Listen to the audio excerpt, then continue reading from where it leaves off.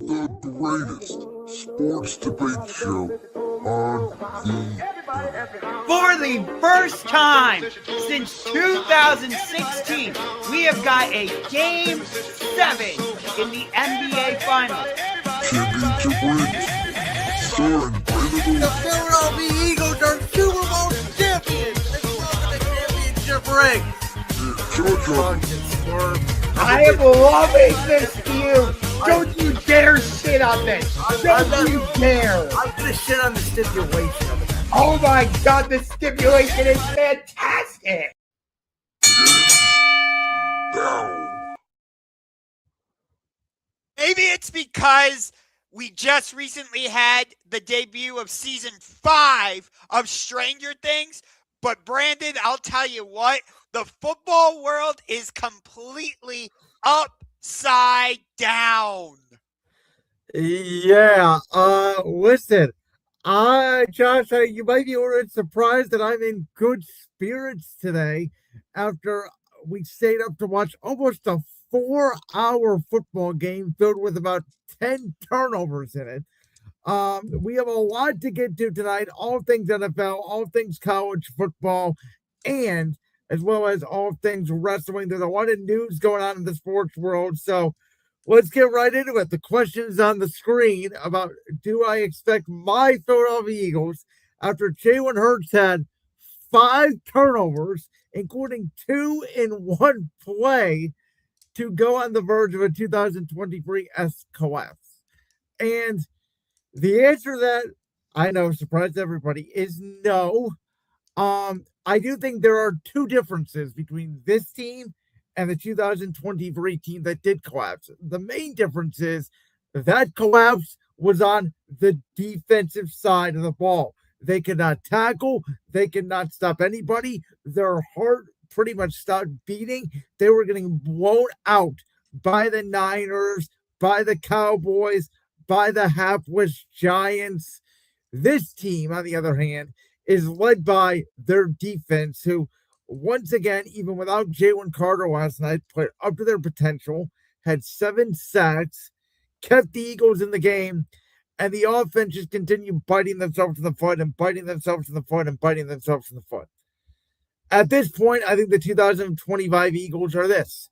They are a flawed football team that, a lot like the Chiefs last year, are led by their defense, even though they have an offensive-minded head coach. And the hope is, if Jalen Hurts doesn't turn the ball over, they can win games, but they don't even know what's wrong with their offense because it's not one thing. If it's not A.J. Brown complaining, Saquon Barkley can't pick the right hole on the first play of overtime, or otherwise he had one-on-one with a safety for a game-winning touchdown. They can't run the ball on first down. Their spacing is odd. Jalen Hurts turns the football over, and then he just throws an absolute dart on 3rd and 16 to Devontae Smith to change the game, and then throws the game-winning interception. So I have no idea what to make of my team, and I think the good news is the schedule does ease up. Josh, I'm going to let you go now. Yeah, the one benefit you guys have is you face the Raiders and you face the Commanders twice in your final 3 games. But even still, I'm benching Jalen Hurts going into fantasy playoffs. I'm sorry, Matthew Stafford, even though, again, Jalen Hurts is facing the Raiders and Matthew Stafford is facing the Lions. You would think that would favor Jalen Hurts, but based on what I've seen, no, I'd rather have Matthew Stafford. But are the Eagles on the verge of a collapse? No, because their schedule favors them. Again, they host the Raiders this week, and then in 2 of their final 3 weeks, they play the Washington Commanders, who might not have Jaden Daniels. They're And only quit. I mean, I don't know what that was against the Vikings on Sunday. I mean, I don't know what fight they have left in them. Now, it's always a divisional game. It's going to be tricky. I think the game at Washington is going to be a trickier game than people think. But I think you're right in your assessment to start Matthew Stafford in fantasy, because I think Jalen Hurts, they're not going to ask him to do much. They're going to ask him to throw about 20 times, hand the football off to Saquon Barkley, hope he gets good yards, and hope the defense can shut down what may be Kenny Pickett returning to Philadelphia and the Las Vegas Raiders. I mean, they should win this game. It should be like the Giants game in week 8. And the only test they really have left is week 17 at Buffalo. And maybe they gain some confidence these next 2 games going into that Buffalo game. Yeah. So, as we know, there has not been a repeat champion in the NFC East since 2004. No. And by the way, last night, Jalen Hurts had probably the worst game of his career. However, that being said, the second to last interception he threw, I know it was a high pass, but it was off A.J. Brown's hands. A.J. Brown should have caught that ball. The throw he made A.J. Brown down the sideline late in the fourth quarter to ice the game, A.J. Brown should have caught that. The Eagles should have won up 10. It should have been game over. In overtime, as I already mentioned, he ripped one down the seam to Devontae Smith on 3rd and 16, which might have been his best throw of the season. And on the last interception play, they're trying to throw to Goddard where they run that RPO pop pass, which they've run all season long. He sees the defender come down on Goddard. He tries to throw it into Devontae Smith. The defender backs up, makes a perfect play on the football, taps it up in the air, and it's intercepted. And it was that kind of night.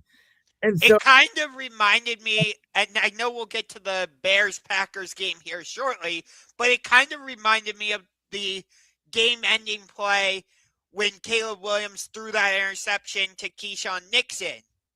Well, that ball wasn't tipped. That was an underthrow by Caleb that was intercepted. No, I get that, but it felt reminiscent of that play. Do you get and by the way, the Bears only had 11 yards passing the first half, and they were still in the game. So we both have said that the football season's weird this year.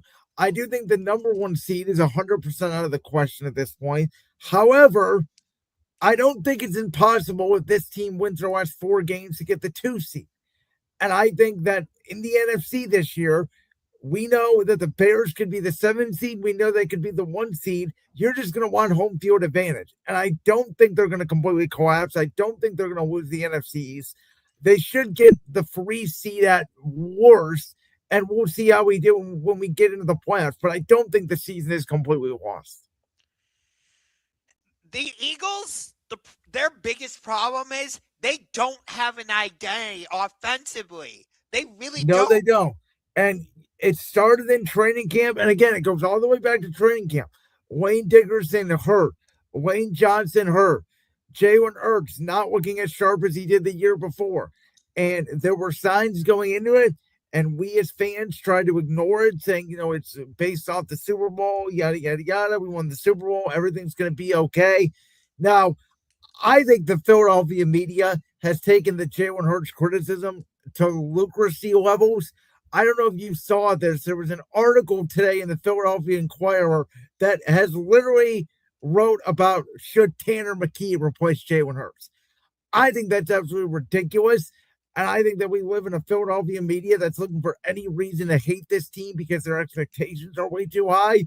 This is the only place in the NFL where you win a Super Bowl and the year coming off it, everybody wants to fire the coach and get rid of the quarterback. It's insane to me. The problem I'm seeing is, at times you've got Jalen lining up under center. At times you've got him in the shotgun. I get it. Different plays have him in those 2 different positions. I understand that. But it's maybe if you have him under center 40 times and he's successful with that, why are you going away from that and saying, hey, let's go to shotgun?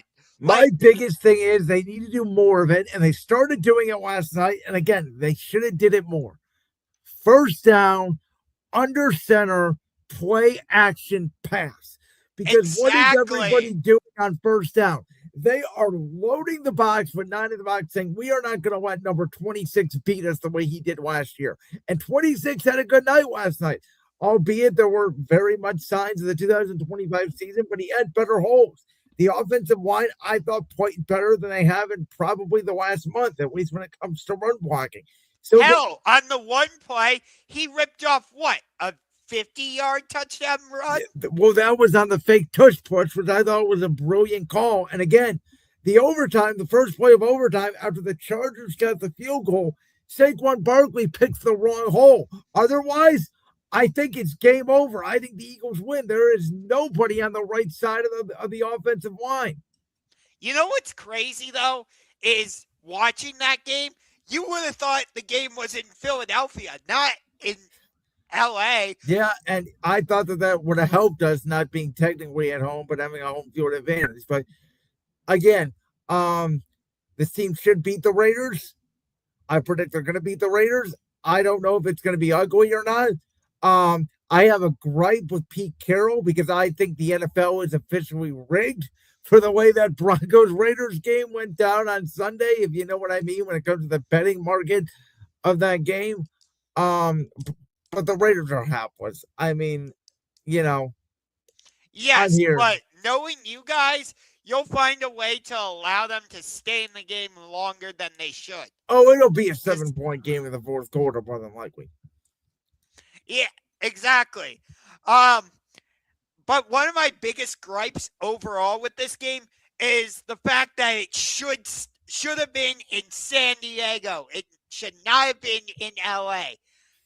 And we'll get to Phillip Rivers here shortly, but he's a semifinalist for the Hall of Fame. He played for the San Diego Chargers. Antonio Gates, who went into the Hall of Fame last year, played for the San Diego Chargers. LaDainian Tomlinson, my all-time favorite player in the NFL, played running back for the San Diego Chargers. So, as much as, it was great to watch this game, the fact that it was not in San Diego is a travesty. I love that Justin Herbert has played for the Los Angeles Chargers since 2020, and Justin Herbert hurt the Eagles more with his legs last night than his arm, which I think is something nobody's talking about. The fact that Justin Herbert played as well as he did with that hand injury is... Well, he played okay. He was great with his legs. He was not good with his arm. The Eagles' defensive line won the game last night, and we somehow lost the game. That part is true, yes. All right, let's get to the other big matchup that happened in the NFC on Sunday. That was the Green Bay Packers who held off the Chicago Bears at Lambeau 28-21. And I said going into this game, I didn't really care about this game because I thought the game that was going to decide the division was going to be Week 16 regardless. The game in Chicago, the NFL has now announced that it's going to be on primetime at 8 p.m. that day, December 20th on Fox, going head-to-head with the college football playoff. For this game, if I'm a Bears fan, Josh, I'm actually encouraged. The reason I say that is because Caleb Williams had 11 passing yards in the first half, and they were still in the game. And in the second half, not only did they outscore Green Bay by 4, but they ran the football down the throat of the Packers for most of that second half. They controlled the line of scrimmage. Just the Packers defense made one more play than the Bears did. It wouldn't shock me if the Bears beat them in 2 weeks in Chicago and even the series are one apiece. These two teams looked about even to me. And I don't think that second meeting is going to be the last time they see each other. That's very well a possibility. Because I do think they are going to see each other in the postseason. But think about the ramifications of this game. Chicago came into this matchup as the number 1 seed in the NFC.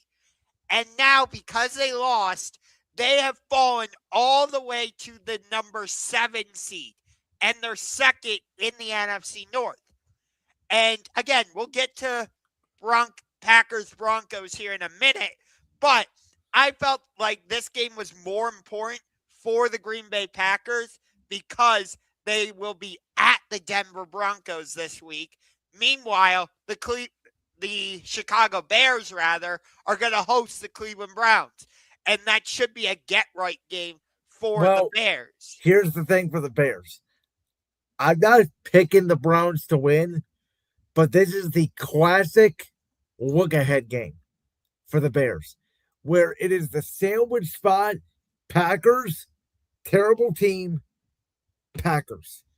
that is classic letdown for the Bears. That if they don't pay attention, if they don't block Myles Garrett, he may end up breaking the sack record on Sunday. And there is, I'm not going to say it is a 0% chance the Bears lose that game.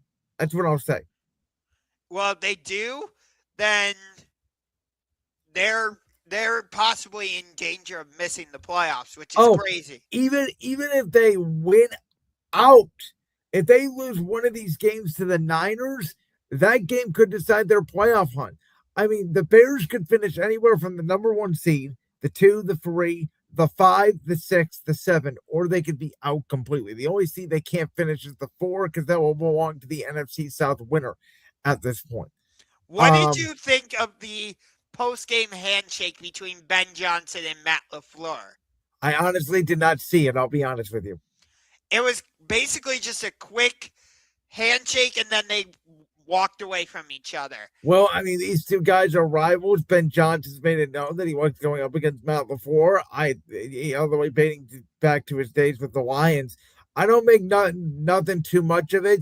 I think the fact that it didn't make headlines tell you something. These two guys are going to play each other in 2 weeks, and we'll see what the handshake's going to look like at the end of that game because that's the bigger story. Yeah, but I think the Bears have an offensive line issue because you talked about it. The Packers' defense, especially in Micah Parsons, he was able to get to Caleb Williams and cause problems for him. Well, not so much in the second half. I thought the Bears actually steadied. I thought the Bears outplayed the Packers tremendously in the second half. If Christian Watson doesn't catch that slant and go once at 45 yards to the end zone, I think the Bears probably win that game. Again, the fact the Bears had a chance to tie that game makes me more worried as a Packers fan than as a Bears fan, in my opinion. Wait a minute. Can we talk about Jordan Love, though? Because at times we've given him credit for how he's played, but at times we've held his feet to the fire.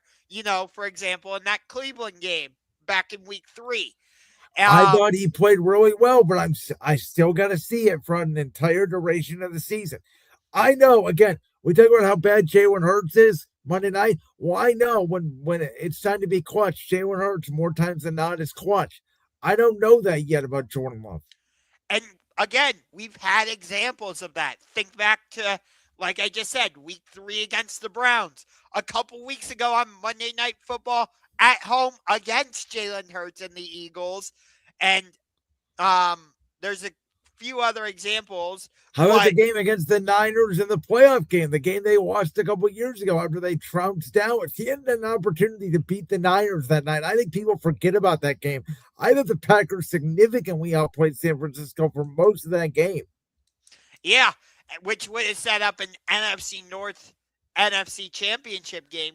And Jordan Love threw that crossbody interception, and he really has not been the same quarterback since. Yeah. We'll get to that comment later in the show. Don't you worry. But he had that great game against Detroit on Thanksgiving, and we were like, okay, can you follow that up? Can you be consistent? He's been on a heater the last 2 weeks. He's got a big test, obviously, this week going into Denver against that Broncos team who I still don't know what to make of it. I still don't know how good they are because they didn't even try against the Raiders and came out of there with a 7-point victory. And we're going to see Bo Nix go up against this really good defense. And it's going to be a matchup where I think it's going to be whoever has the ball last, whichever quarterback can make a play against one of these good defenses. I think Green Bay is a playoff team. At this point, again, I think the winner of that Packers-Bears game, week 16, probably wins the division. Chicago, I think, needs a home playoff game more so than Green Bay because Jordan Love has played in 3 playoff games. Caleb Williams has played in 0. But again, the Packers are just way too inconsistent for me to believe that they can go on a 4-game run in the playoff and get to the Super Bowl at this point, even though we both predicted them to do so prior to the season. That's right. And they're starting to get healthy at receiver. They got Jaden Reed back. They got Christian Watson back. They've got Dontavian Wicks. It'll be interesting to see if they can keep this up despite the loss of Tucker Kraft. But where is Matthew Golden? I thought he was going to be this big difference maker for them. He's been a complete bust. There's no other way to put it. He has been a complete bust. Looks like we got somebody tuning in from Sydney, Australia. No, Sydney is the name of this commenter's significant other. Got my hopes up for a second. Okay. But, hey, speaking of long-standing teams with championship pedigree. Yeah, so this question has obviously been asked across the entire sports media world this week about, is the Chiefs dynasty officially over? Here's how I'll answer it. I don't know if their dynasty is over, but I do know this. This season, remember at the end of last season, Josh, going into the Super Bowl, the Chiefs were on their third straight Super Bowl, fifth time in 6 years. The conversation around Patrick Mahomes was this. Oh, if they go 3 straight, he might be better than Tom Brady because he won 3 Super Bowls and Tom Brady never did. Well, you know something Tom Brady also never did in his prime when he was with the Patriots?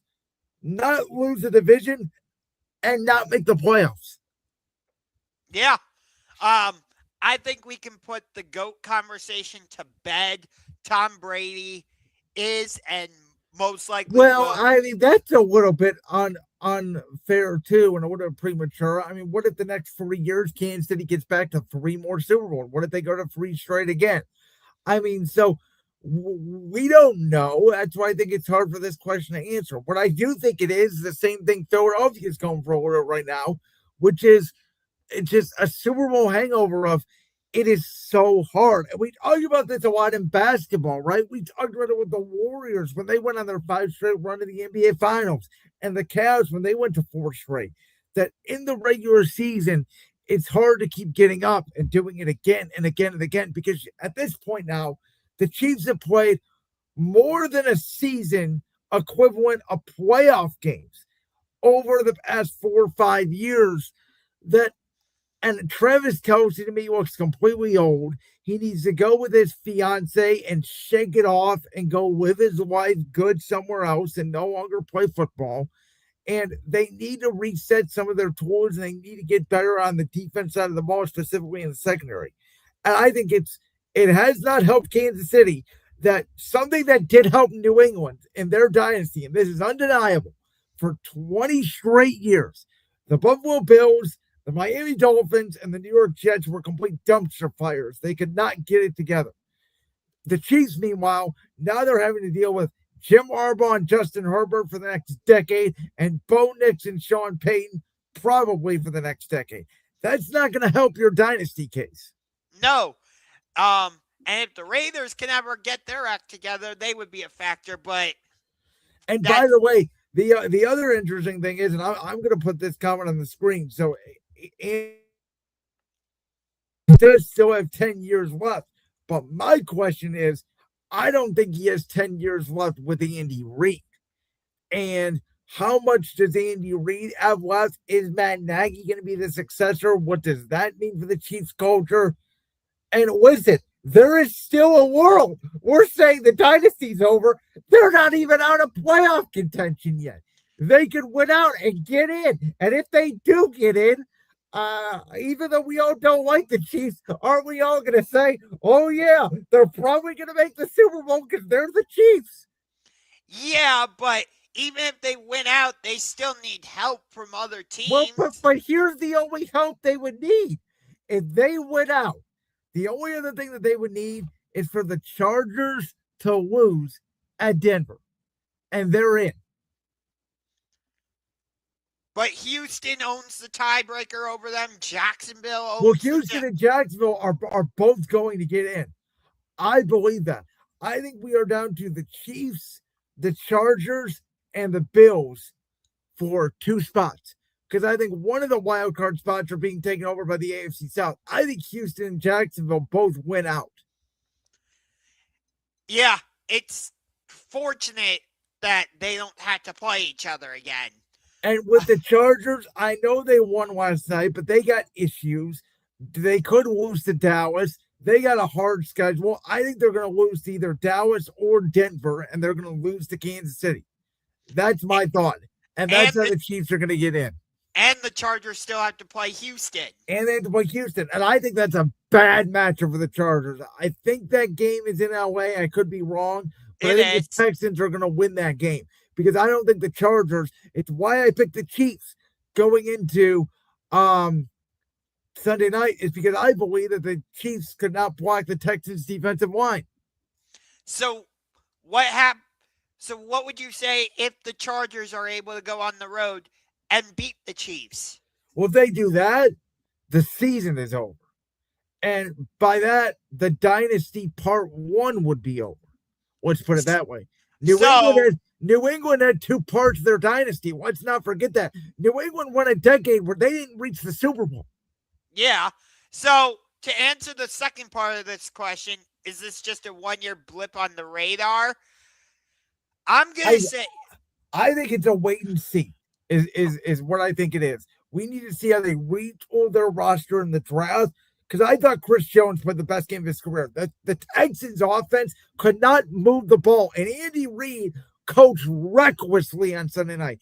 I know Rashid Rice dropped the pass. They should have not gone for it on the 4th down. I don't care what the analytics say in that situation. Your defense, the Texans were not moving the ball 1 inch, 1 iota down the field. The Chiefs could have won that game by backing them up and forcing the Texans to take safeties. It's how bad the Texans offense was moving the ball. The Chiefs gave them that gift touchdown at the end of the game to make it 17 to, I believe, 7 at that point, and that was all she wrote.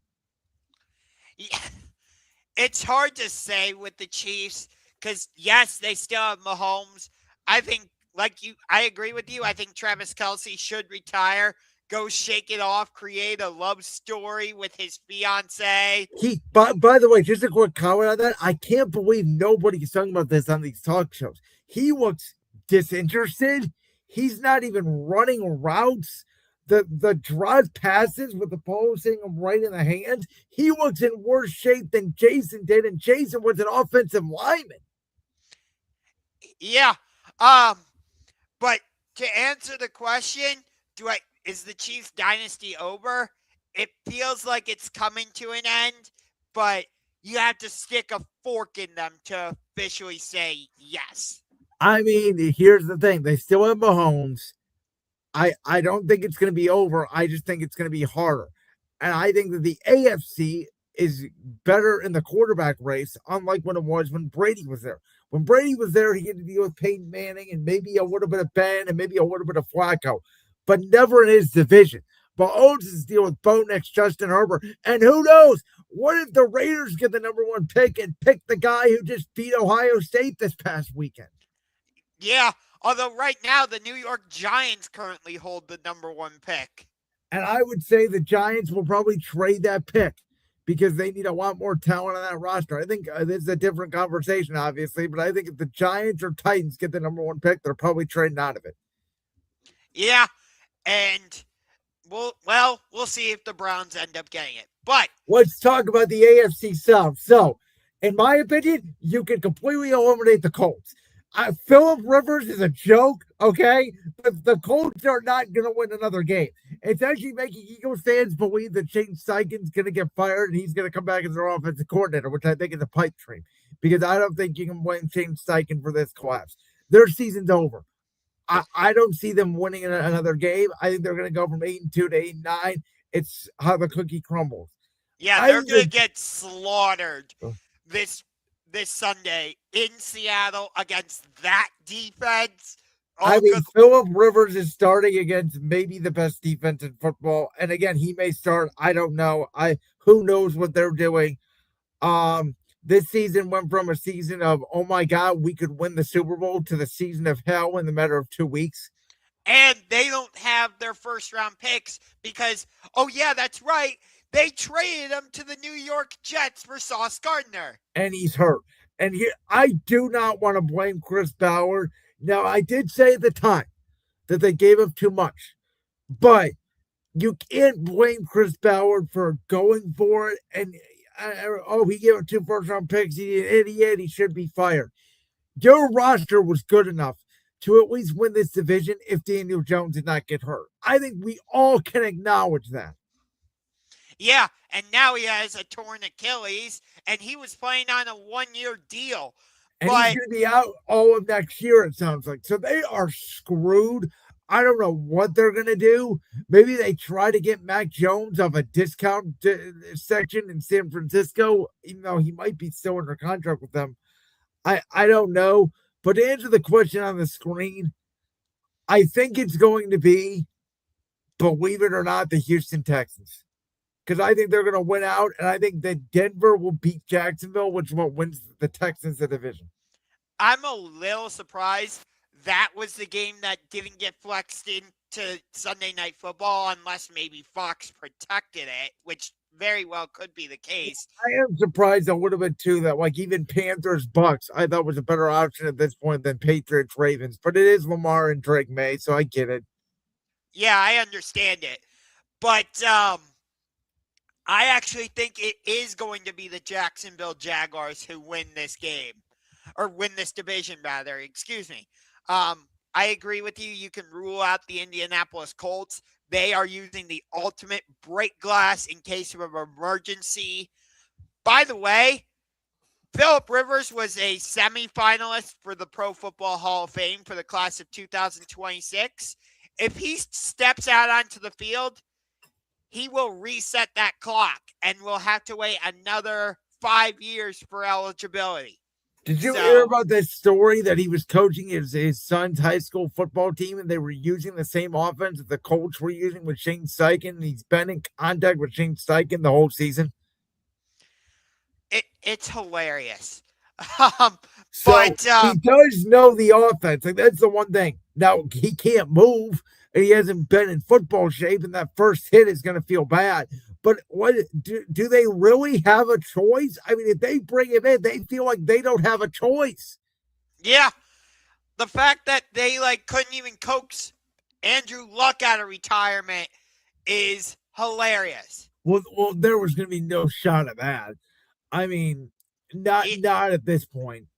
Fair. But to go back to the Jaguars and Texans, they already split the regular season series because the Texans had that crazy comeback against the Jaguars in Houston. Which ignited this streak, and they haven't lost since. That is true, yes.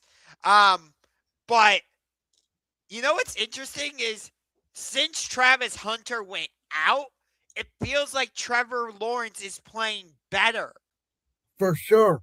And I'll tell you this, I think one of those underrated storylines of this entire season is Liam Cohen might have been the right coach for Trevor Lawrence. Trevor Lawrence is playing like the number 1 overall pick we all thought he could be. And that's why I think Jacksonville is going to hang on and win this division. Well, in order for them to win the division, they would have said, "Should we have to win out unless you think Houston's going to drop a game?" Which even though they have a ferocious defense, let me look at their remaining schedule because I know they have to play at the Chargers. That's by far their toughest game. Let me see their remaining schedule. They have the Colts again, they have the Cardinals, and they have the Raiders. Okay. I could see a scenario where they lose that game in LA against the Chargers because the Chargers just decide we're just going to run the ball right down your throats. I mean, the way the Chargers are going to have to win the game is the way they won it last night, which is C.J. Stroud for his 4 interceptions. But if the Chargers run the ball or run the hell out of the ball, that keeps the Texans' offense on the sidelines. Well, I don't know if they can. Kansas City tried with Kareem Hunt, and Kansas City hasn't been able to run the ball all year, but that Texans defensive line is good against the run, too. Oh, I'm not trying to take credit away from the Texans' defense. Danielle Hunter and Will Anderson Jr. have been... And they started 0-3, and the Colts started 3-0, and we all said the Colts had this division wrapped up. And by the way, we said that even going back 2 weeks ago. We said, the Texans are a nice story. They're not going to catch the Colts. It shows you how fast in the week things change. Yeah. And It's hilarious that the Tennessee Titans aren't even a factor in this conversation. Well, no. But speaking of the Tennessee Titans, Josh, I gotta tell you, okay, before I let you answer the question on the screen, everybody's going after Kevin Stefanski. Oh my God, how could you do that? They took George Sanders out of the game. Oh my God. Yeah, you know why? Because they said, oh shit, we may actually win this game. We can't do that. We have to lose. That's the old. They said, Shador, go out there, throw the worst interception we've ever seen, and then go out there and play like Brett Favre and get a rushing touchdown and throw for nearly 400 yards and bring us back. Oh, wait, you know what we're going to do? We're going to put Quinshawn Junk into the Wildcat, and then he's going to forget that he has to pitch the ball so we can lose to the Titans, and then a chance we can get the number 1 pick in the draft. That was one of the dumbest gadget plays I've ever seen. But to answer the question on the screen, I wish I could say yes. I really do. But we're talking about the Cleveland Browns. We're talking about Jimmy Haslam here. No. He is not safe. Really? Because I believe him and Andrew Berry have both been told you're back. And I've been saying that for about a month. I don't think there's any world they fire them, either one of them. I wish I could believe you, but Jimmy Haslam, I've said it once and I will continue to say it. He is our version of Jerry Jones. The only difference is he's not egotistical. Well, to a certain extent he is. But the bigger difference is he doesn't get in front of the cameras and he doesn't get on the microphone. But I fully believe he is involved in all personnel decisions. And that's it. I fully 100% believe that. I think Jimmy Haslam is the reason we drafted, and then eventually traded Baker Mayfield. I believe Jimmy Haslam is the reason we traded for number 4, the quarterback who shall not be named. And I believe that Jimmy Haslam is the reason we drafted Shador Sanders. So they activated the quarterback that could not be named off the injury list, but they said Shador's going to start the rest of the year. So I don't know. Maybe they put him out there. I think the better Shador was, I would think the safer Stefanski's job would be. It may come down to the relationship Shador has with Stefanski. If Jimmy Haslam goes to Shador and asks him, what do you think about Stefanski? If he says yes or no, that may be the decision. And I'll tell you this. If the Cleveland Browns end up with the number 1 pick, I don't think they should draft Mendoza. That was going to be my next question to you. But here's the thing, right? As good as Shador Sanders would be, as a Browns fan, the typical thing that the Browns would do would be pass on Fernando Mendoza. Fernando Mendoza becomes a Super Bowl winning champion, and Shador Sanders is Kirk Cousins. I mean, that's what it will probably happen, which is why I think if you're the Browns, if you have the opportunity, I think you have to draft Mendoza. You have 2 first-round picks. One of them is going to be in the late 20s because Jacksonville is not likely to make the playoffs.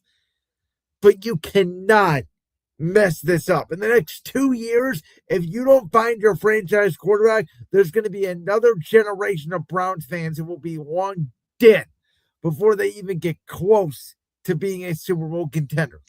Hey, remember when I said the Browns were going to win 6 games this season? And remember when I LOL'd at you and said, I will bet you every bottle of Dr. Pepper that I can think of in mankind that they will not win 6 games?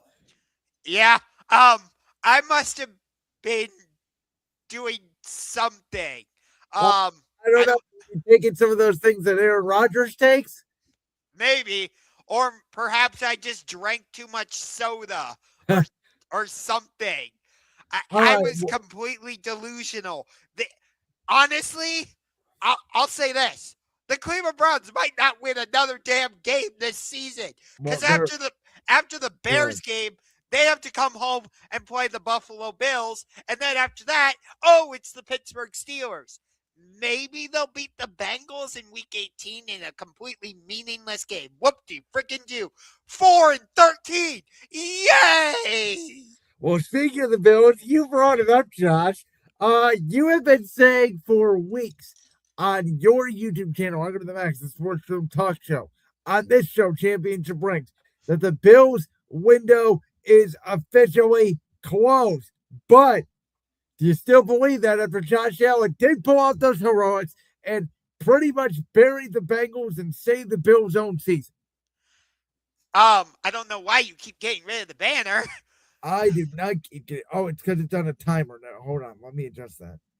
Okay, but to answer the question, I'm eating my own damn words. Thanks, Josh Allen.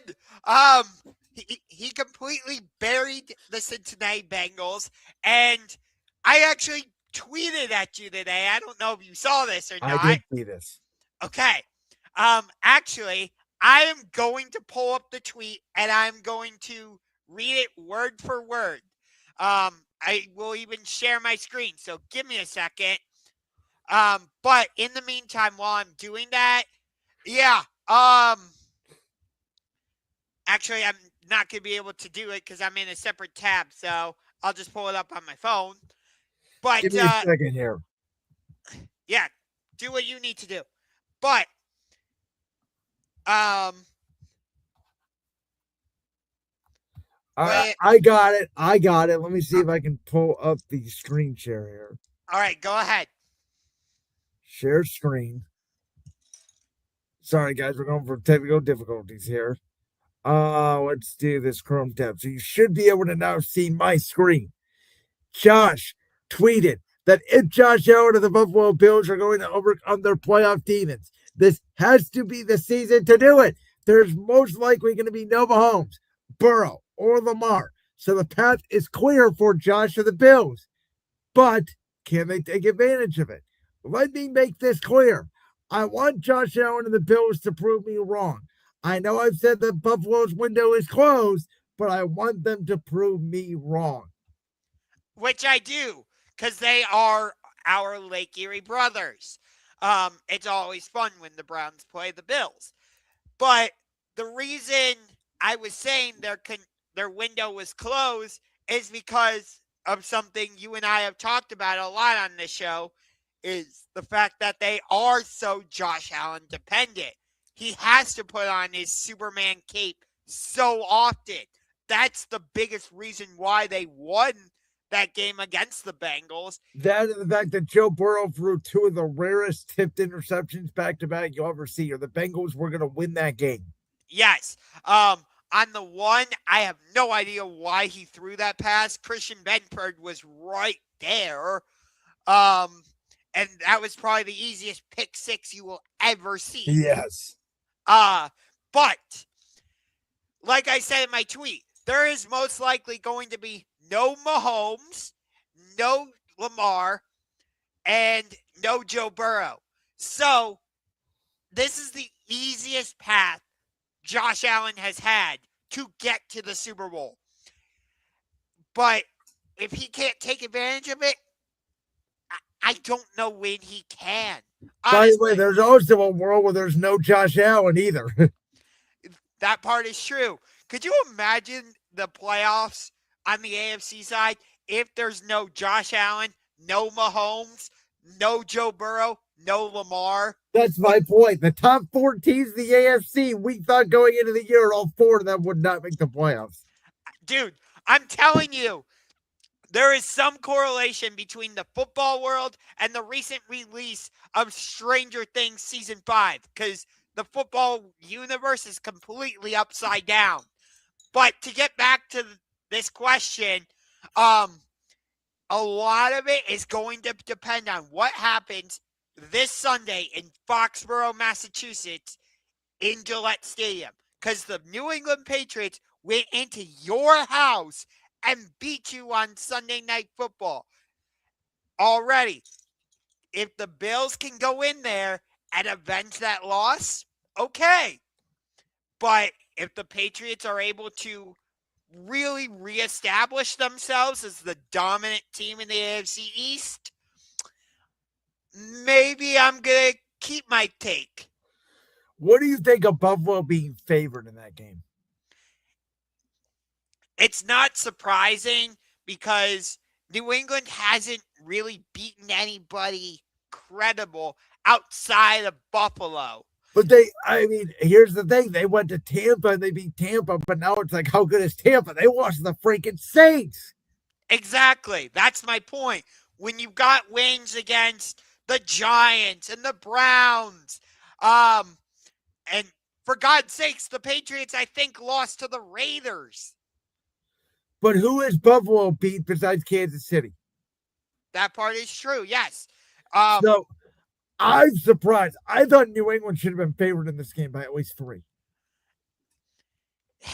I think. Now, with that being said, I think the Bills are going to win the game. I do. However, New England is coming off a bye, and that cannot be overlooked. And Buffalo just played a up and down field against the Bengals, which was no surprise, albeit it was in the snow.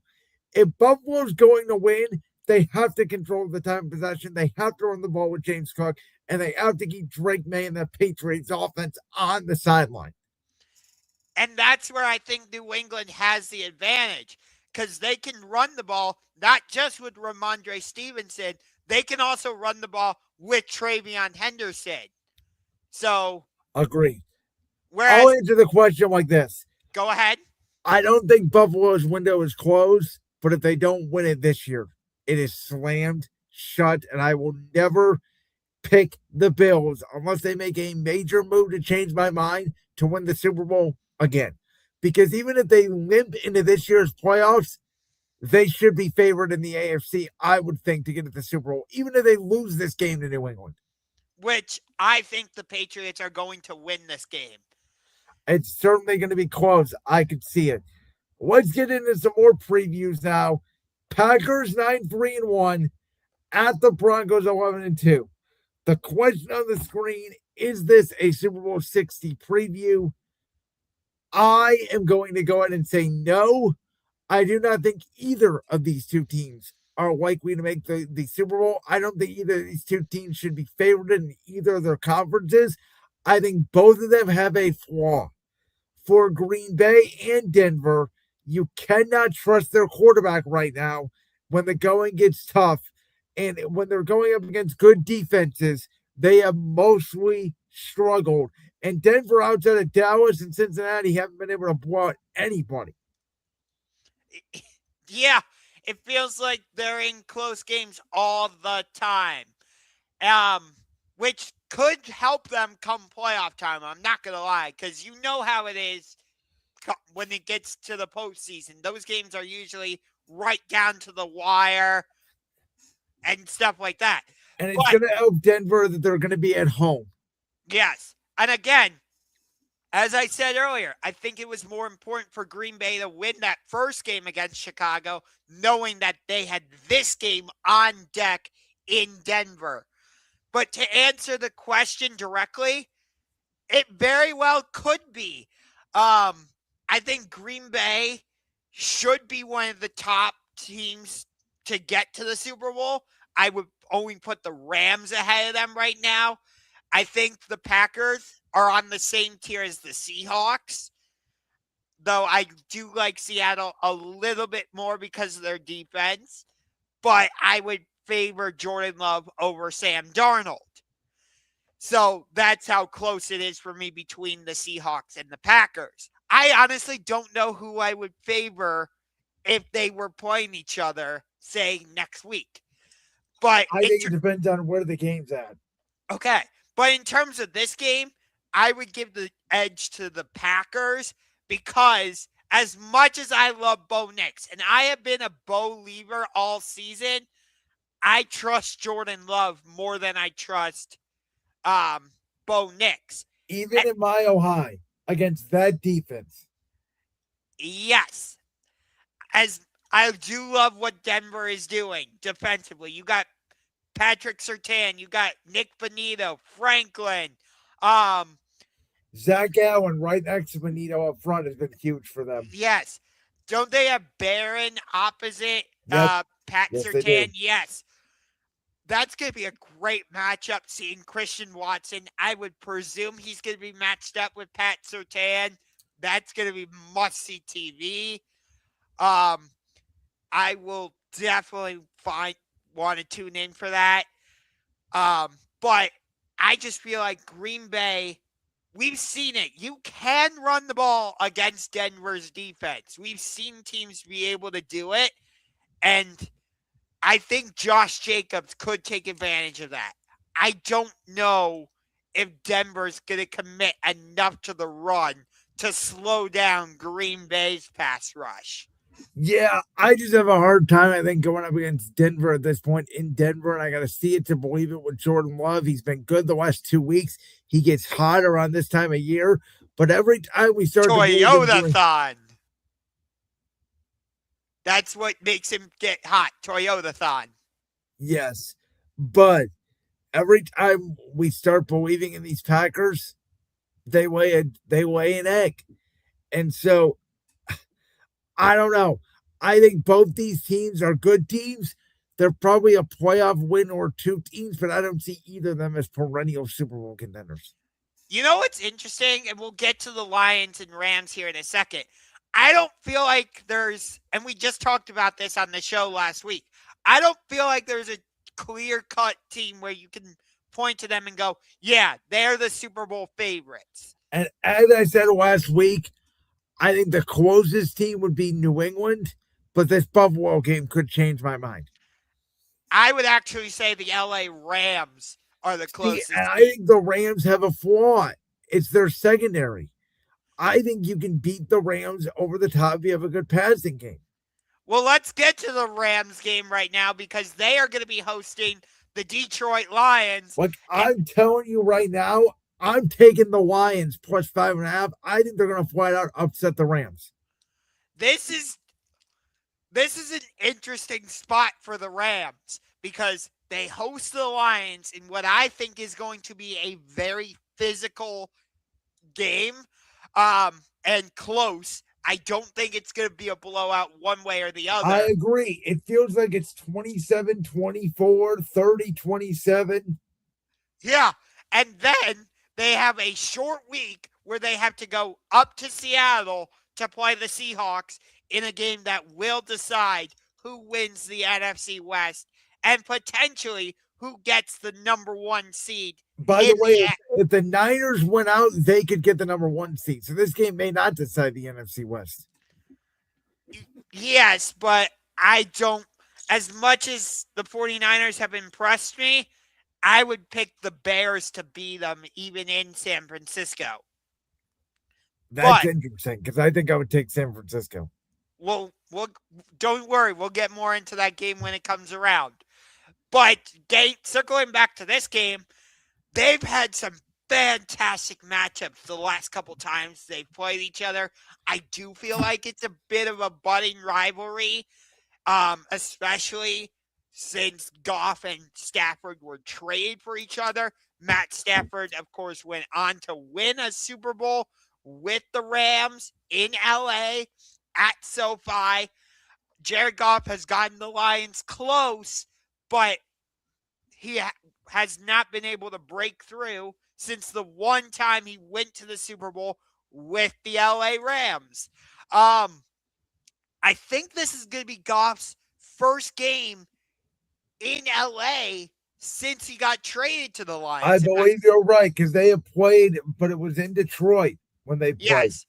Once, I think twice they've played in the regular season in Detroit. Now, have the Lions played the Chargers in LA? I don't think so. I think this is going to be Goff's first game in SoFi Stadium. It very well could be. And it's going to be interesting to see how this game plays out because McVay knows Jared Goff extremely well. And I wonder if Jared Goff is going to give the Lions defense any insight on how Sean McVay plays offensively. Well, it's a completely different defense now, obviously, for the Rams with Chris Shula than he was there. So that is something as well. I think the Lions match up really well with the Rams. The fact that this thing's going to be put in a dome. Dan Campbell and the Lions are desperate. Their backs against the wall. I think they're going to come ready to play. What's Yeah. interesting, I thought about this the other day, Josh, watching the Rams just swing it and beat the hell out of the Arizona Cardinals.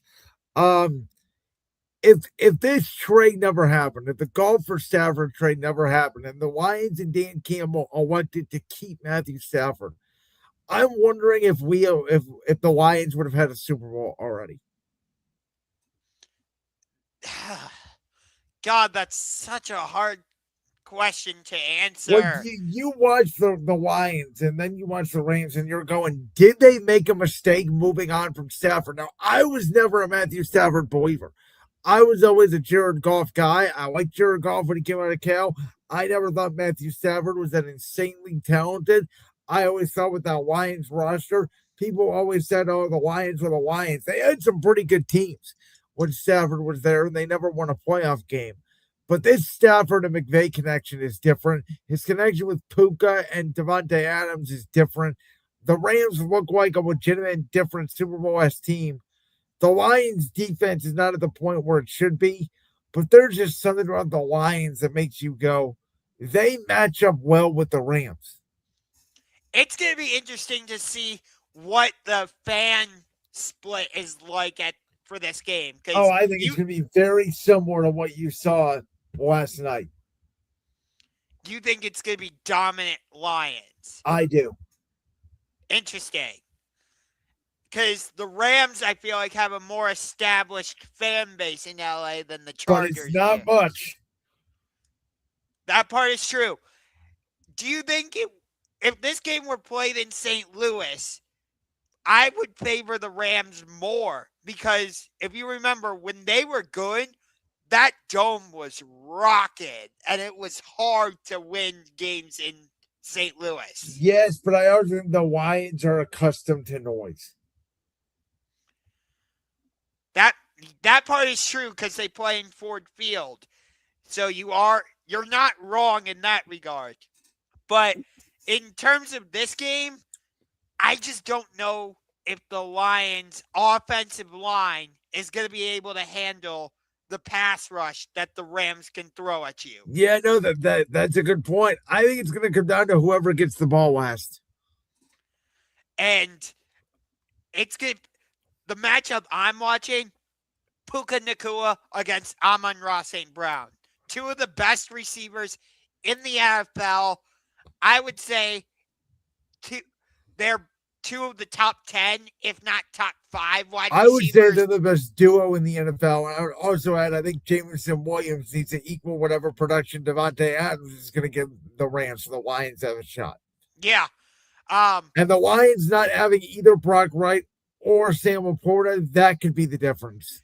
How much of a factor do you think the running game is going to be played in this game? I think it will be a factor. I don't think it is the factor. Unless Jahmyr Gibbs just goes crazy. That's why I think the Rams need to establish the running game more so than the Lions. I don't know, man. These two teams are so even. They're built the same. I would love it if they matched up again in the playoffs. And it's honestly, it's a possibility we could see them face. As a possibility, the Lions don't even make the playoffs altogether, especially if they lose this game, which I think this game means more to the Lions. Oh, 100%. But in the same breath, again, the Rams had to play at Seattle on a short week after this game. All right. We've talked about all these big games. Let's get to our Week 15 NFL top games. I don't think we're going to need a lot of explanation for these.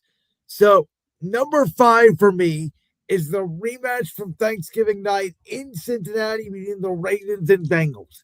Because, Josh, your favorite rivalry in the NFL, Steelers-Ravens, lived up to the hype this past week.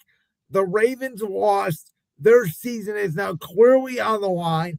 And believe it or not, if Mike Tomlin finds a way to go 8-9 and have an under 500 season, and the Bengals win out, the Bengals can still win the division. So they are not absolutely dead yet. I think this will be another 38-35 classic ball game, back and forth. I'm very much looking forward to one of these games in the 1 o'clock window on Sunday. Next up, we have Packers Broncos, which we already talked about. Patriots Bills at number 3, which we already talked about. Number 2, I have Chargers Chiefs, which we talked about a little bit, right? The Chargers all banged up, going up against the Chiefs. It is criminal to me that these games that we're talking about, Ravens, Bengals, Patriots, Bills, Chargers, Chiefs, not one of them got flexed to Sunday night or Monday Night Football. All 3 of them are in the 1 o'clock window on CBS, and maybe the most stacked 1 o'clock window on a network in the history of the NFL.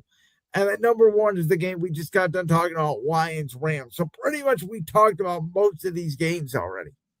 So my honorary mention would be Browns-Bears, mostly because I have a cousin who lives out in Chicago, and I'm hoping to FaceTime with them during this game because they are big-time Bears fans. So due to family connection, I have to mention Browns-Bears. At number 5, I have Ravens-Bengals, rematch of Thanksgiving. If the Ravens lose this game, I feel like you can pretty much stick a fork in them.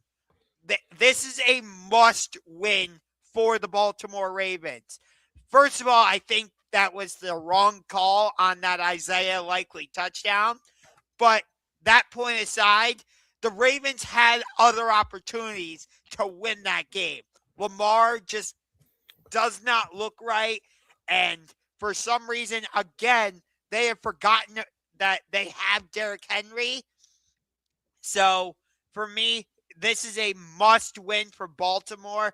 Yes, it's a must win for Cincinnati. I get your point. But for me, it's more important for Baltimore. Because I've already stuck a fork in Baltimore. I think their schedule is too hard. I don't think that they can win out. Fair enough. Plus, they still have that Week 18 rematch in Pittsburgh against this.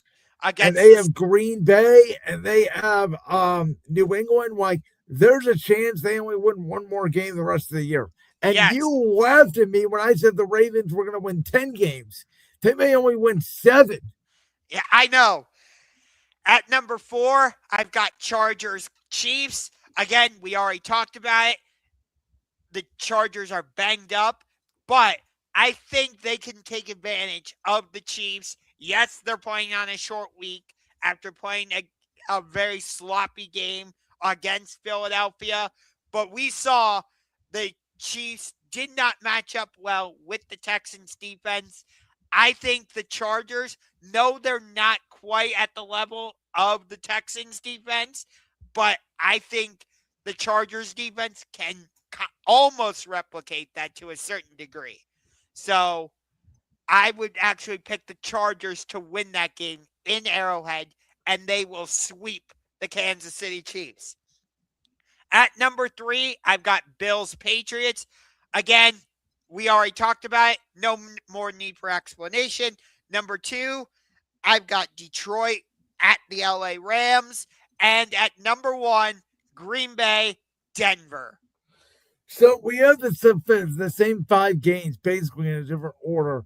The reason why I have Kansas City and the Chargers ahead of Green Bay, Denver, is just because of the Chiefs and what it would mean for the dynasty, basically.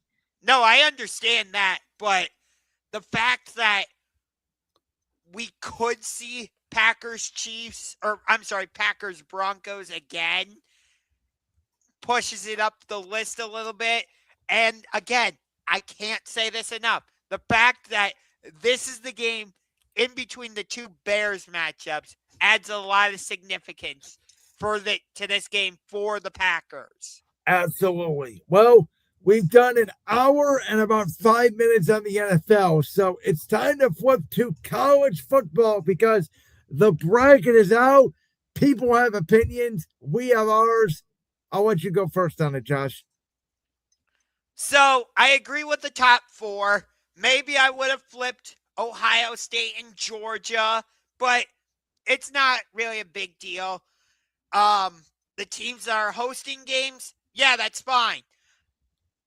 Alabama staying in doesn't really surprise me. You don't want to de-incentivize teams from playing in the conference championships. But why do we have both James Madison and Tulane in?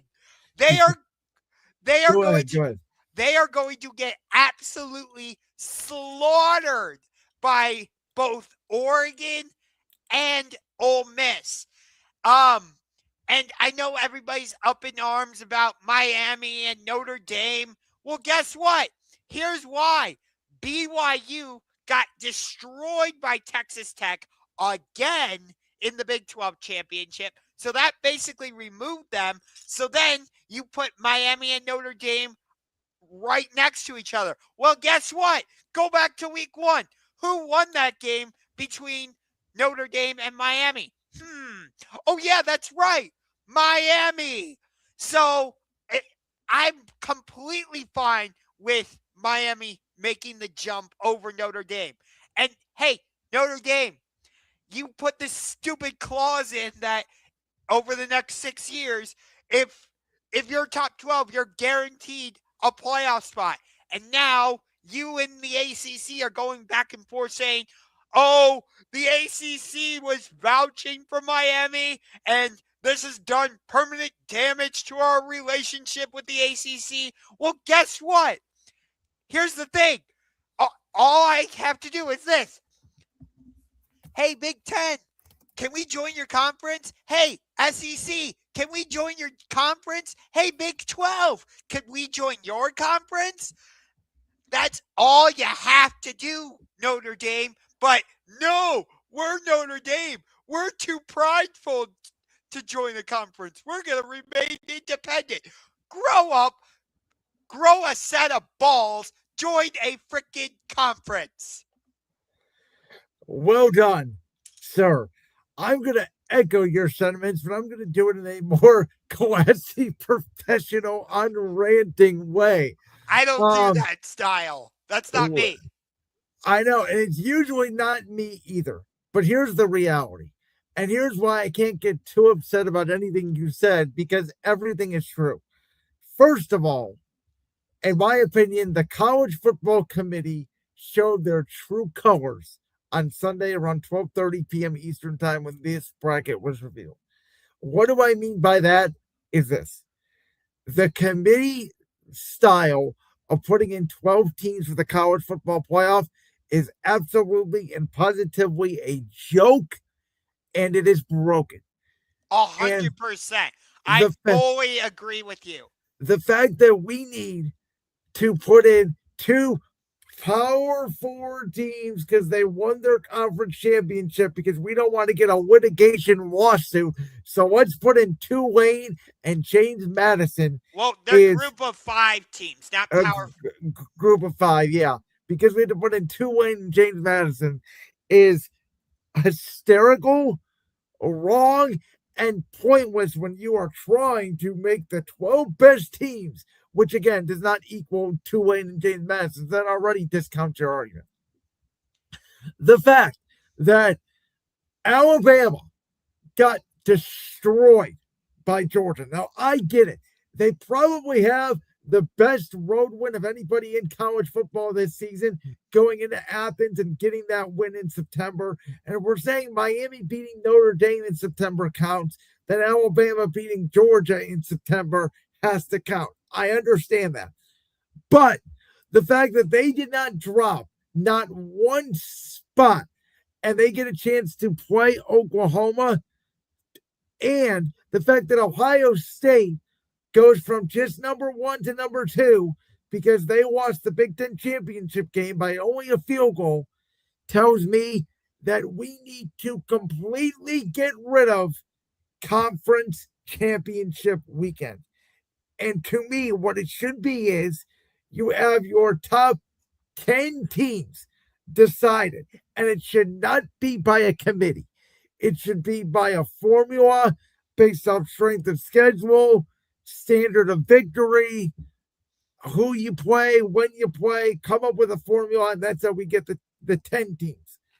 Then you would have 11 face 12 and 13 face 14.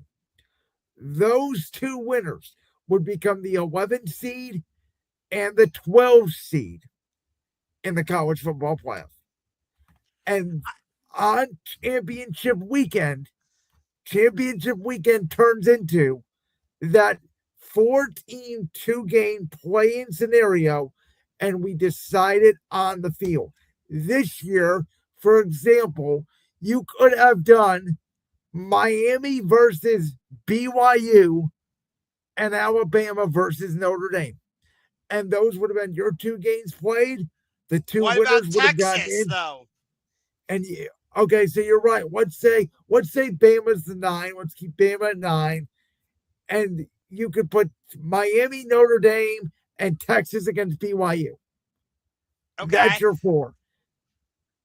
And Vanderbilt's going to obviously have an issue with that, but well, everybody's going to have an issue with it. So then, to me, the only other solution is you expand the playoff to 16. And you say, okay, Big Ten champion gets in, SEC champion gets in, ACC, yada, yada, yada. But why was the ACC championship game between a 5-loss Duke team in Virginia and not Miami? Because of stupid tiebreakers. I know, and it's wrong, and it's pointless. And Notre Dame is acting like a bunch of crybabies. They need to join a conference. Listen, college football is college in name only. At this point, it is pro football adjacent. Once you introduce the name, image, and likeness and the transfer portal, where we have coaches like Brian Hartline, and you have obviously Lane Kiffin left. There was Matt Campbell now leaving Iowa State to go to Penn State. There was one other coach who I believe also retired. Might have been, I don't remember who it was. You have the James Madison coach leaving to go be the new head coach at UCLA. So you have all this stuff happening in the middle of the college football playoff that it should not be happening. There needs to be guardrails around this. It's so wrong on so many levels. It's why I can't get worked up about it, because the bottom line is I think we're going to have a great playoff. I think there's going to be some good games, but to get there is a joke. It's a television rating bonanza. And Notre Dame does have one legitimate gripe that we both talked about last week. Both of these teams, Notre Dame and Miami, did not play last week. So why did the committee rank Notre Dame ahead of Miami and then essentially flip them this week? That made no sense. And that, to be honest with you, is unfair, which is Notre Dame's argument. Yes, but for Notre Dame to then go, oh, we're going to decline the bowl. Oh, come on. Grow a set. Well, I mean, I'll be honest with you. They should get rid of bowl games. And I think they're going to. Bowl games don't matter anymore. It's clearly CFP or bust is what Notre Dame is saying. And that's going to be the future of college football. This sport now is, as I said, pro adjacent. There's money involved. You have a coach, you have a quarterback, and you can win. Look no further than Indiana. They turned their program around in 2 years from a joke to potentially winning the national championship. Which Fernando Mendoza was named a Heisman Trophy finalist alongside Jeremiah Love of Notre Dame, Diego Pavia of Vanderbilt, and Julian Sayin of Ohio State. Those are your 4 Heisman finalists. And I think Mendoza absolutely played his way into being the number 1 pick in the NFL draft. I was really impressed with the way he played on the move against that Ohio State defense. First play of the game, he takes a shot. Everybody thinks he's out for the game. His brother, who's the backup quarterback, comes in, and then he makes big throws at the end of the game to seal it. Yeah, I thought, Ohio State would let Indiana hang around for the first quarter and then say, okay, we're done with this, and put them away. because Well, we I still, told all my Ohio State buddies this. I said losing Saturday night was the best thing to happen to you guys, because in the second round you're going to get Miami or Texas A&M as opposed to Oklahoma or Alabama. Yeah, I'd rather be the 2 seed. I'd rather have to go through Georgia than go through Oklahoma or Bama and then have to go through Oregon because they're going to beat the hell out of James Madison. well, if once Oregon beats James Madison, they'll have to play Texas. Yeah, but Texas. I think they'll beat Texas Tech personally. I actually would pick Texas Tech to win that game. Okay, well that's interesting. We'll make our picks next week, obviously, when it comes to the bracket. But we got some wrestling to talk to on tonight's show. One of them off the wrestling ring, if you will.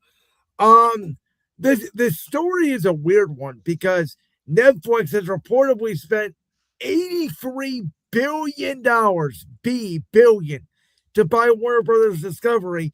Yet now Paramount Plus is trying to come in and say that Netflix's offer is illegal and they have a better offer. But it is very unclear right now what's going to happen to TNT, what's going to happen to TBS. And we have the question on here of what it means for AEW in the wrestling business, but it really applies to TNT and TBS Sports as well for our business. Yeah. So as far as I know, I don't have a lot of details on this, so you'll have to forgive me because, like you said, it's very confusing and it's been hard to follow. But as I understand it, TBS and TNT would still be around.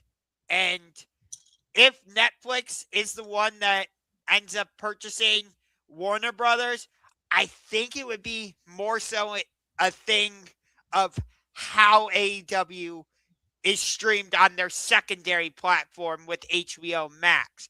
I don't think the broadcasting of Dynamite or Collision would be affected on TV. From what I understand, you are correct. Here's the issue, in my opinion. Netflix has already came out and said, oh my God, no, we're not going to touch HBO Max. We're going to enhance HBO Max. It's going to be great. We're going to pair it with Netflix. Why would they have two streaming services? They're just talking out of their ass to get this deal done the way most companies do. It's the same thing TKO said when they bought WWE with UFC. Remember what they said? They're going to be two separate entities. We're not going to touch either one of them. Yeah. I think they lied like most companies do. And I think that, yes, TBS and TNT will still be a thing.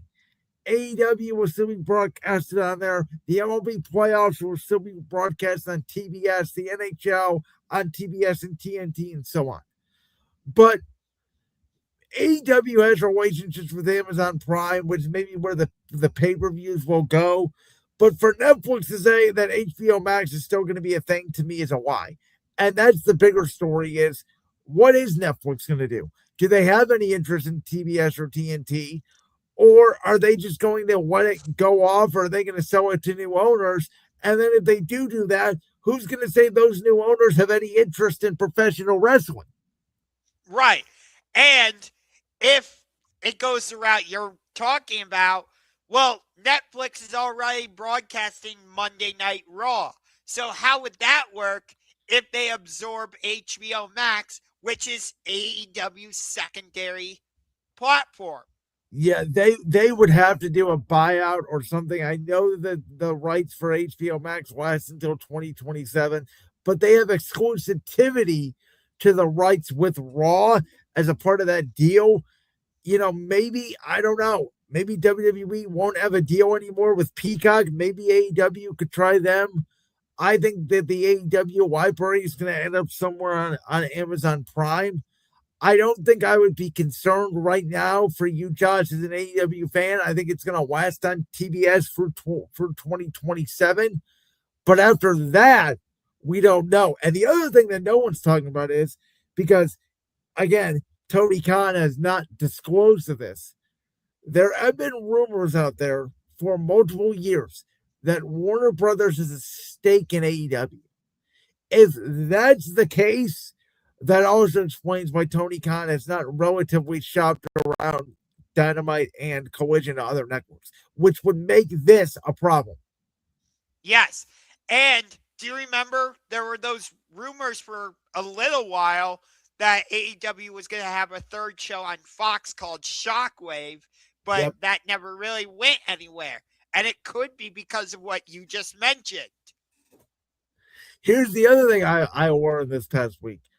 When Tony Khan was trying to find a network for Dynamite back in 2019, do you know how they ended up at landing at Warner Brothers Discovery? I don't. He was at the Jaguars game, and there was the person who owned the Warner Brothers Media Network at the time, who was in charge of programming there. And he met him, and he started talking to him, and basically explained to him that the last time wrestling was on TNT was WCW, and that's when they were at their highest and gave Vince the competition. And the guy said, "Okay, let's try this out." And there you go. I mean, that's all it was. He had no knowledge of wrestling. He met Tony. He said, "Tony, you're a good guy. Here, you want your program on my television? I'm looking for cheap programming. Here you go." I'm a little surprised that with Tony Khan being a partial owner of the Jacksonville Jaguars, he hasn't tried to go to CBS for AEW. Honestly. Well, maybe he can't now because TKO is in bed with Paramount in the UFC. Which, as a UFC fan, I love that. I have not been able to watch UFC pay-per-views in a long time, which is so annoying because I really enjoy watching them.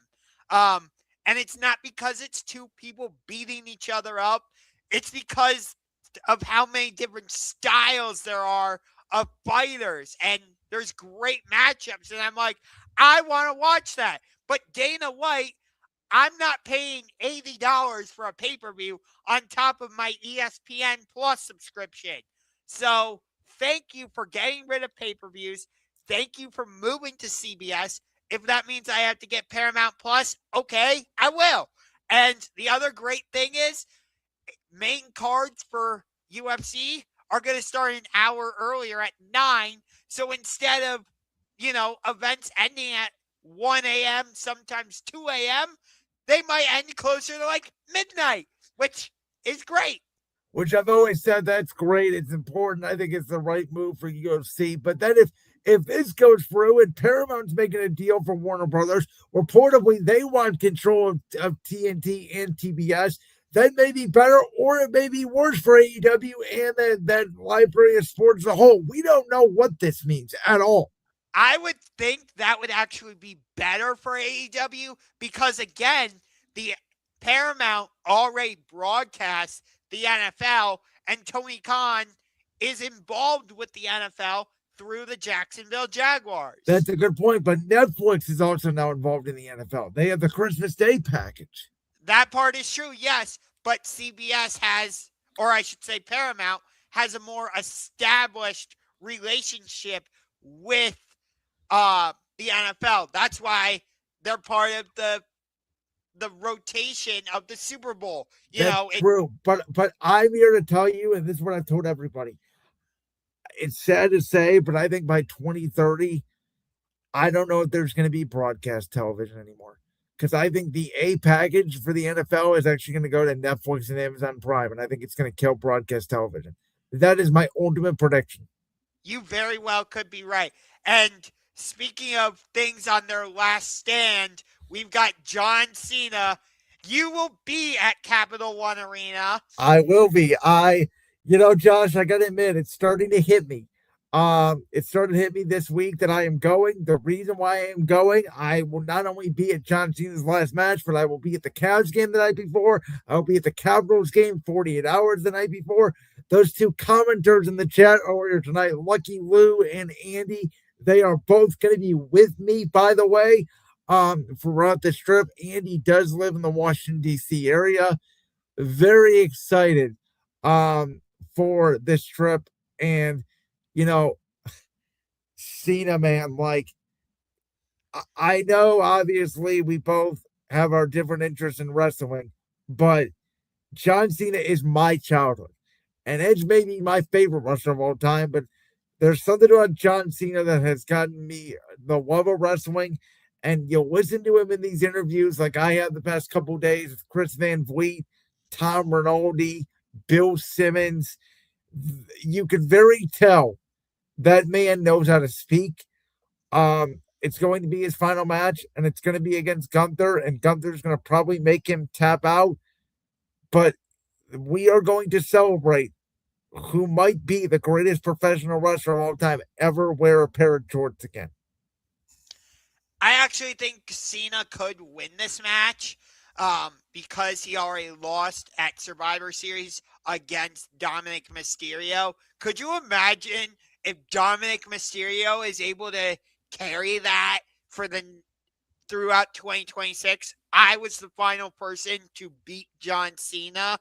That would be, Actually, you're right. I think that would help Dom more than it would help Gunther. I'm with you. So, but at the same time, it would be a really good feather in Gunther's cap if he's able to say, I beat both Goldberg and John Cena in their retirement matches. So I could see this match going either way. And honestly, it makes sense. Personally, I think I would have preferred LA Knight to face John Cena, just because if you remember, I think it was at Payback, if I'm not mistaken, John Cena raised LA Knight's hand. So I feel like that would have been the ultimate sort of closure. But at the same time, I don't have an issue with Gunther being his final opponent either. So the tournament wasn't always great, but I think we got to the right conclusion. Personally, the superstars that were in the tournament. Yes, that's what I mean. Again, LA Knight would have been my personal preference, but I have no issue with Gunther, so I think it would have been the right decision either way. I'll say it like that. But for me personally, I believe Randy Orton is the GOAT, but John Cena is very much right there. I would probably have him second. But in terms of Cena, again, not trying to take anything away from him, I just think Orton's a little bit better, even though he doesn't have as many championships. But to focus on Cena, I mean, I feel like nobody would be as big of a wrestling fan as they are, whether it's WWE or AEW. It doesn't really matter in this case. If it were not for John Cena, I don't think either of us would be as big of wrestling fans as we are. I don't think anybody would be as big of a wrestling fan as they are. I don't think the WWE would be as strong as they are. I don't think AEW would even exist if it weren't for John Cena. That's how big of an impact I feel like he had. I can't add any more than that because that's exactly what I was going to say. And that's why I think this is so hard, particularly for our generation, because we grew up with John Cena. And Roman Reigns' run was great. It lasted 4 years. Hulk Hogan's run was great. What did it last? 8, 9 years?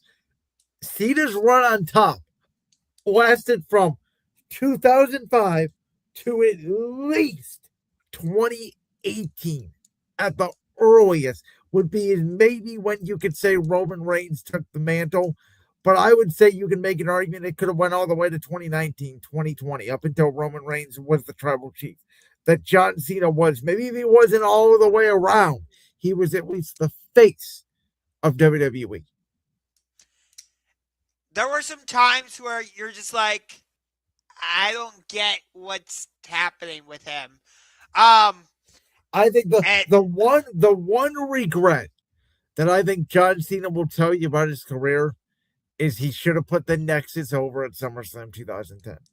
I think that's the one X on his career, and everybody's got one. Tom Brady got one. He retired a year too late. He should have hung it up the year before. And guys don't always go out on top. Peyton Manning won a Super Bowl. Yeah, he couldn't throw at the end of his career. Legends do not always go out on top, and the wrestling trope has always been you go out on your back. I'm very interested to see how this match is put together because Gunther, if they want to build him to be the supervillain, he has to win, obviously. But you can make an argument right now. There's no shot for him in the world title picture, so where do you go after this? And he's already been world champion. Yes. Well, so was Brock Lesnar, but Brock Lesnar beating the Undertaker streak, I will argue, made a different Brock Lesnar. I don't care what anybody says. The Brock Lesnar beating the Undertaker streak made Brock Lesnar the beast we know he is today, made Suplex City born. What are you going to do with Gunther? Because I think we're in a very similar situation. If Gunther is the one to retire John Cena, it has to born a new Gunther. It has to born a more ruthless and unstoppable, a Brock Lesnar-esque Gunther run. The problem is Gunther already had a lengthy title reign as Intercontinental Champion. I would argue he's top 3 in terms of Intercontinental Champions. Greatest I would argue he's the best all time. Yeah. I loved his title reign as World Heavyweight Champion. Although his feuds didn't always quite click, but the matches themselves usually were fantastic. My one little issue, though, I know Cena's final date is at Saturday night's main event. I understand that. But on Raw last night, I would have liked it if Cena had been there just to cut one promo and have a little promo battle with Gunther leading into this match. That's all. What's wild? Did you hear that Cena wanted to do 250 dates, do a whole tour, and they told him no? They told him, we don't want you getting hurt. We want you to be a special attraction. We're going to give you 36 dates. Yeah, it's honestly kind of crazy. And then when he turned heel, he said he came up with that line that he was going to ruin wrestling when he woke up out of a dream at 3 o'clock in the morning. He literally was sleeping and woke up and said, oh my God, I got to ruin wrestling. That's what I'm doing as a heel. Which, honestly, I don't think his heel turn worked in the way he wanted it to, or WWE. Well, he was to confirm that they told him we need to do like a two-year story in 10 days. And as he said, he did wrestle on purpose like chicken shit as a heel. Oh, I know. I totally get it. But I just felt like it just, for me, the heel turn didn't quite work.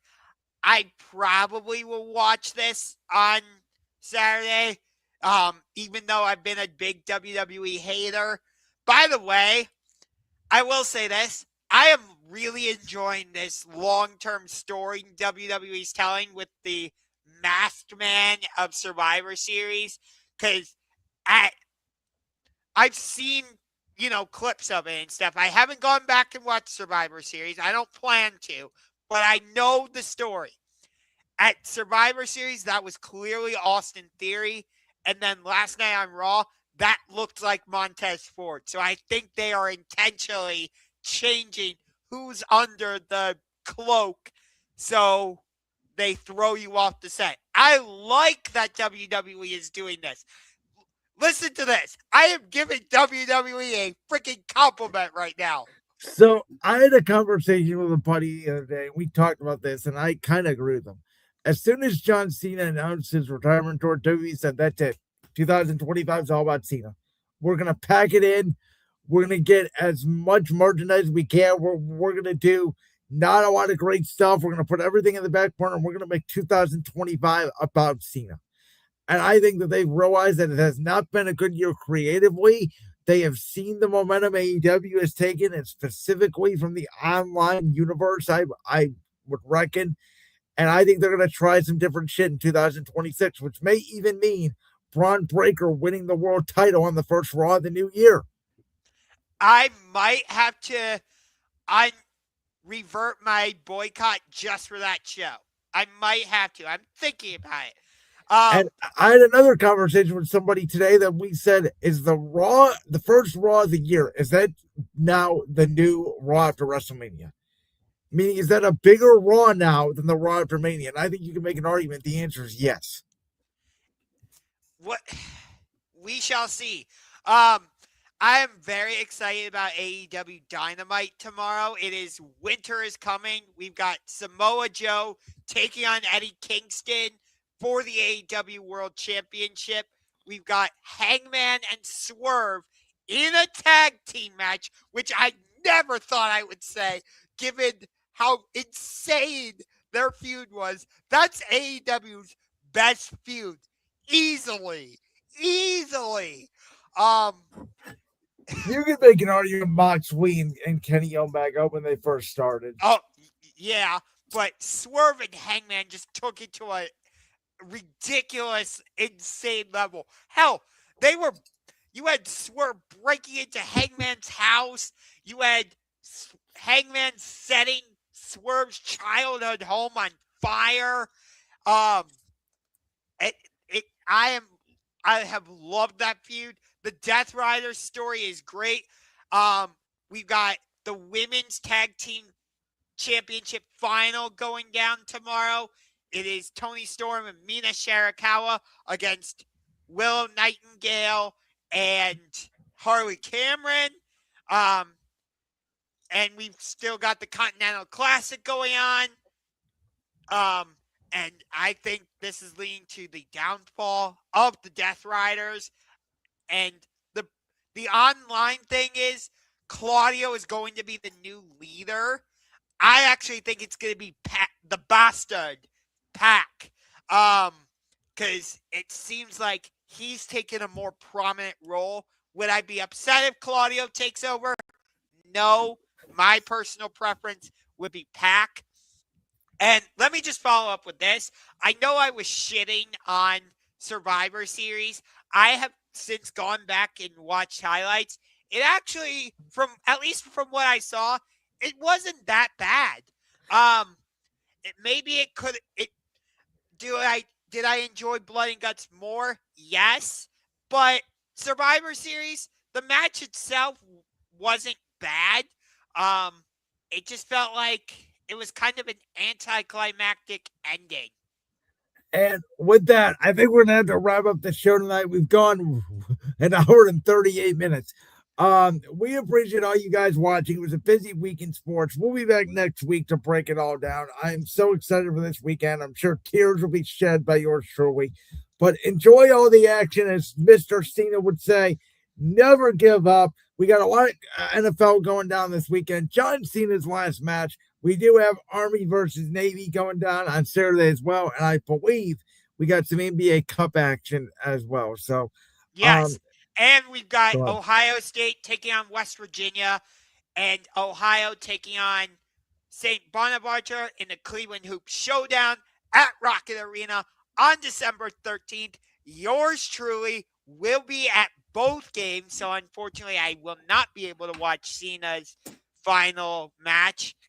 I will also be at the Boca Raton Bowl down in Boca Raton, Florida, between the Louisville Cardinals and the Toledo Rockets.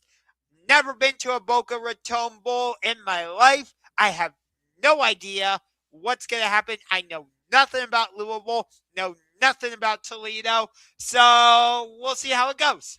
Should be a fun sports weekend for you guys. We'll be back next week on Championship Rings. Have a good night, and we are out of here. Don't forget to never give up. Hustle, loyalty, and respect, as MJF said to CM Punk.